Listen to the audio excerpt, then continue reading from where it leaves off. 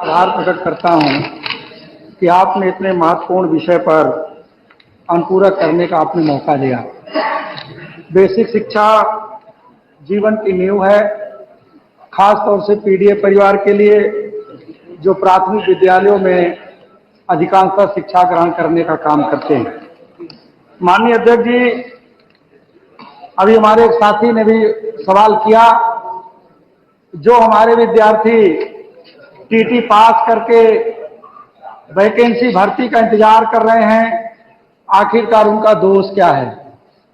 ये टीटी की परीक्षा इसी सरकार ने कराई और इस सरकार ने न्यायालय को एक हलफनामा भी दिया है कि हमारे पास 51,000 पद ऐसे हैं जिसको हम भर्ती करना चाहते हैं। लेकिन आज इस सरकार के लंबे वक्त बीत जाने के बाद भी उस 51,000 के हलफनामा पर सरकार ने कोई विचार नहीं किया। मैं आपके माध्यम से माननीय मंत्री जी से जानना चाहता हूं कि क्या माननीय मंत्री जी जो कोर्ट को हलफनामा दिए हैं, क्या वो इस 51,000 की भर्ती का विज्ञापन निकाल करके उन विद्यार्थियों को मौका देंगे जिन्होंने टीटी की परीक्षा पास करने के बाद लगातार नौकरी का इंतजार कर रहे हैं? दूसरा, माननीय मंत्री जी से मैं आपके माध्यम से जानना चाहता हूं कि माननीय अखिलेश जी का आभार प्रकट करता हूं, अपने नेता अखिलेश जी का, कि जब उनको मौका मिला तो जो शिक्षा मित्र पूर्णकालिक सेवा दे रहे हैं, निरंतर वो एक अध्यापक की तरह काम कर रहे हैं,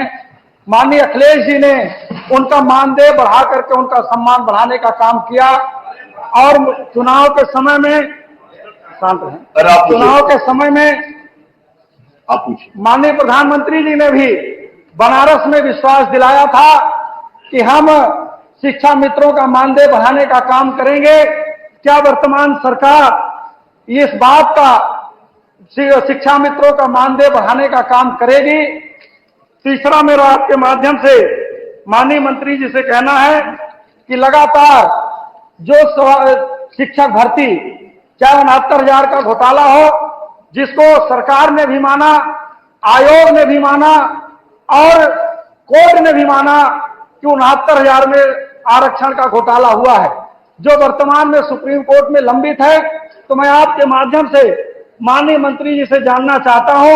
कि आखिरकार उनमें शिक्षकों का क्या दोष है जिनके साथ अन्याय हुआ? तो जब तक कोर्ट से कोई फैसला नहीं आता, क्या उन शिक्षकों के लिए अलग से कोई प्राविधान ला करके उनके हितों के बारे में सरकार विचार करने का काम करेगी, अथवा अपनी तरफ से अदालत में कोई ऐसा काम करेगी जिससे उन विद्यार्थियों को, उन शिक्षकों को जल्द से जल्द मौका मिले इस देश प्रदेश की सेवा करने के लिए? साथ में माननीय मंत्री जी, लगातार पत्राचार के माध्यम से, अन्य साधनों से पता चलता रहता है कि जिस तरह से बेसिक शिक्षा के विद्यालयों को बंद करने का प्रयास किया जा रहा है, कहीं जिस तरह से बिजली विभाग या अन्य विभागों का निजीकरण किया जा रहा है, कहीं माननीय मंत्री जी इस शिक्षा का भी निजीकरण करने का प्रयास तो नहीं किया जा रहा है? इस पर हम माननीय मंत्री जी, माननीय अध्यक्ष जी, माननीय मंत्री जी से आपकी तरफ से जानना चाहते हैं। आपका बहुत बहुत धन्यवाद। माननीय मंत्री जी।